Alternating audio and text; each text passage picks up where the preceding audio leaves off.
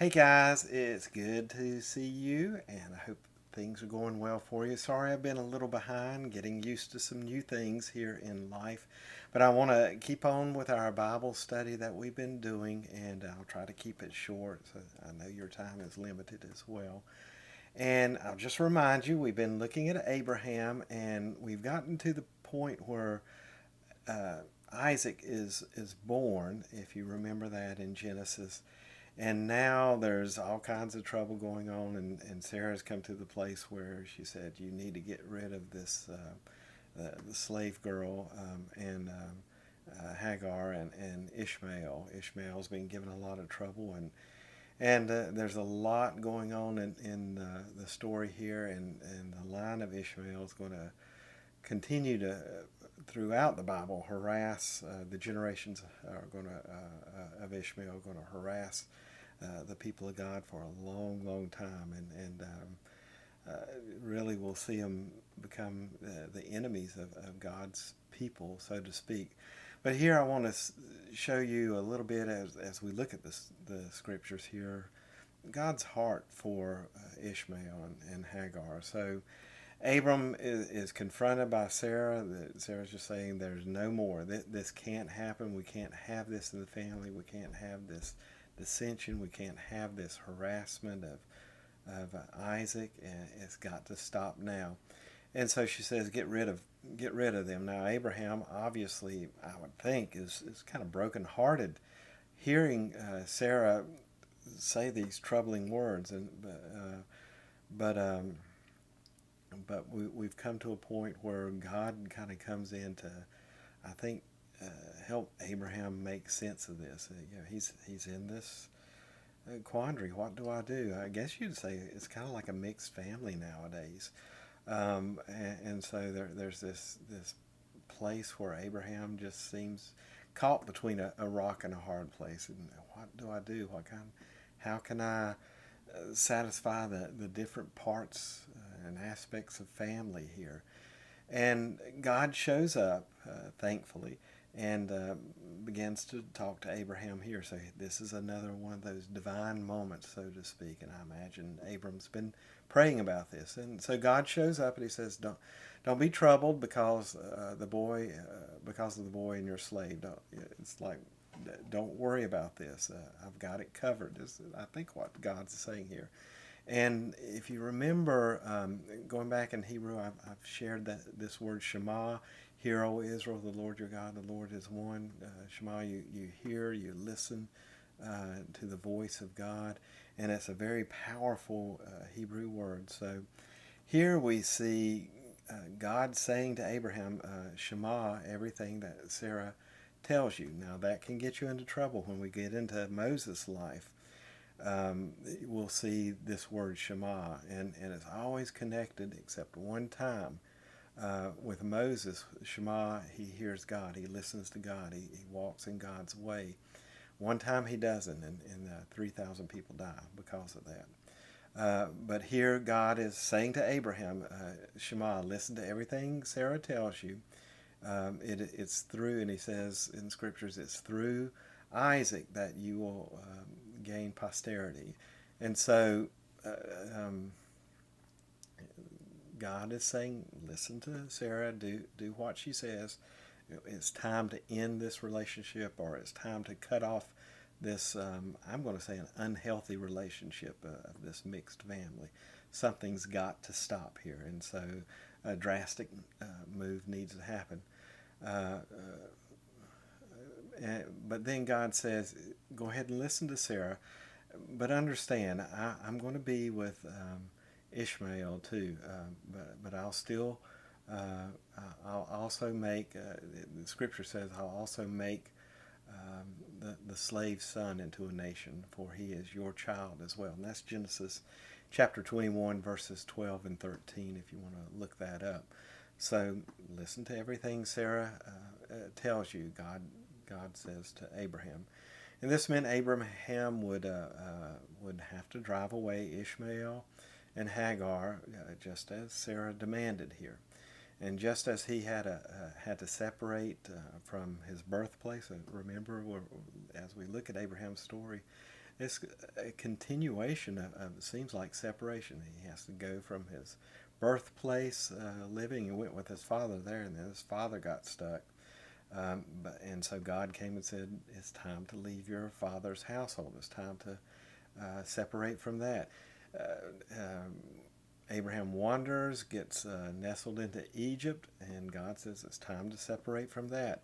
He has this relationship, an odd relationship with Lot that we've talked about before, and God separates him from that. He moves to Hebron. God separates him from that. Abraham moves to Gerar, and God has to pull him out of there as well. And so now there's a separation with the firstborn as well, and separation from Hagar, and there had to be some good things, good memories, some pleasures that came from that odd relationship, but there had to be something good that came out of that, and it was probably painful for Abraham to let those things go. But God says it is time. Listen to your wife here, and go with that. So Abraham has learned through these journeys of separation to trust the Lord in this, and to listen to His instructions, Shema His instructions, without question. And he's learned to at this stage to believe, and I think he fully understands what the Lord's saying, and he's like, all right, let's do this. As painful as it may be, this will be best, that I separate. And I think it's an unhealthy relationship that he's leaving to give both families, so to speak, some time to grow in the Lord here. And so he's like, all right, Lord, you know what's best. I'll do it. And so it came to pass. Scriptures tell us that Abraham packed bread and water for Hagar and for Ishmael. He sent them both out into the desert, knowing in his heart that the Lord would watch over them faithfully, just as God had promised he would. And here Hagar has a second encounter with God. Remember, she ran away, and the angel of the Lord showed up, sent her back. But now they're going away. Hagar has an encounter with God, and we see in this encounter that God cares very much for Hagar and Ishmael as well. These two here, and then the generations to come, have their own part to play in God's great redemptive story, biblically, of humanity. And though at times they can, though they've come to a time where they need to separate from Abraham, God's not abandoned them, and he doesn't hate them. An angel is assigned to watch over Hagar and Ishmael as they leave the camp and they start to walk towards Egypt. They're going back to Egypt. And I think that's a symbol of going back to the flesh. There's some bad things that's going to come out of that, and we'll continue to read that in the scripture stories as well. The angel knows exactly where the water runs. The angel points that out. The angel watches over them carefully and patiently. And as we read the story, their water's running out. At first, Ishmael crawls up under a bush to find some shade. He begins to cry, and Hagar weeps bitterly. And it's in that moment that the angel moves. In a sense, it's like the angel of the Lord was waiting on this complete surrender from them, that they'd come to the end of themselves. And it's in that moment that God moves. They surrendered themselves, and in that moment the angel comes in, reveals the water to them, and in a sense, I guess we could say heaven invaded their desert trauma, so to speak, and changed everything, which is great news. God could have very easily, right here, ended it all. He could have let Hagar and Ishmael die. He could have sent lions. He could have sent serpents to end their life, but we don't see that. Instead, we see an angel coming to save them. And again, I know the history now, I'm sure you do as well. This family caused a whole lot of trouble for God's people, and they did evil, great evil to the people of God, Abraham's seed. Um, Obviously, there was some animosity there, and it just continued down the line for generations to come. But God was always open to connect and to save them, and as we see in this story here. So again, the angel gives them water and sustains them in this in that moment of desperation. God is able to move into their life, and the Lord, in a sense, has room for them in His divine plans, even though this, as Scripture described Hagar as a slave woman and an often troublesome son. The Lord is a good God. He's a faithful God. He is a father, Scriptures tell us, of the fatherless, a husband to a widow, a friend to those in need. So Scripture tells us, I'll read here, God heard the boy weeping. God's angel called Hagar from heaven and said to her, "What's the matter, Hagar? Do not be afraid. God has heard the boy's voice there where he is." God listened. Scriptures tell us God listened, God heard, and then God responded. The Lord heard the cry, and in a sense, He was just one step away. He's always ready in this moment of surrender in all of our lives, no matter how troublesome we can be and how sin-ridden we can be. God is ready to intervene the moment we surrender, and He's ready to intervene in those moments. He always, I think what Scriptures is telling us here, that God always hears, He always responds, and most especially to the sob of His children. He hears, and He stirs, He acts, He makes makes a way. He hears a mom's prayer, so to speak, and we see this in our text today. And thank God that the Lord doesn't merely hear; He springs into action, as our Scriptures tell us. That's His nature. That's His promise to us. And so in response to Ishmael's sobs and to Hagar's prayers, the Lord calls forth, Scriptures tell us, water. And I think a better translation of the English will be living waters. He calls forth living waters. I think there's some wonderful symbols in that. The earth opens up, yields to Hagar and Ishmael a well, and then the Scriptures say that the Lord opened Hagar's eyes to see what was not there before. And God opened her eyes, Scriptures tell us, and she saw a well of water. She went and filled the skin with water, giving the boy some drink. And I guess our prayer for this group of people that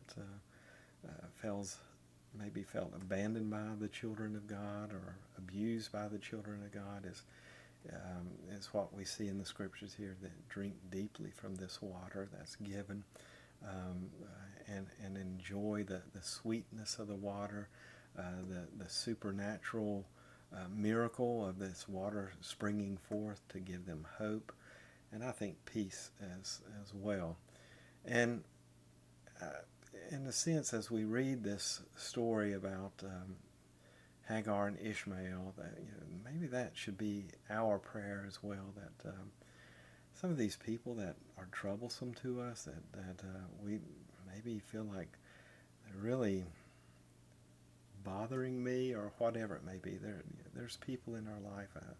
I think for me, sometimes I look at the culture, this PC culture, just can be aggravating to me at times, and my mind wants to say there's just this is a lost cause, and these people just need to go away. And it's this story here that reminds me that shame on me that I would say something like that. That I would say they're a lost cause. God cares for all people, and He wants them to have His living water. He wants them to come to this place of surrender in their life, and be open to the gifts and the promises that He wants to give. And so, we certainly people that are trouble, or like the troublesome son Ishmael. We need to be careful around these people.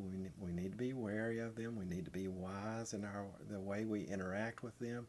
We need to be careful that we don't get caught up in their lies. We need to be careful that we don't give credence to their accusations against us. We need to be careful that we don't get caught up in their deception of heart, that we don't buy in their propaganda, that we don't side with them against the things of God.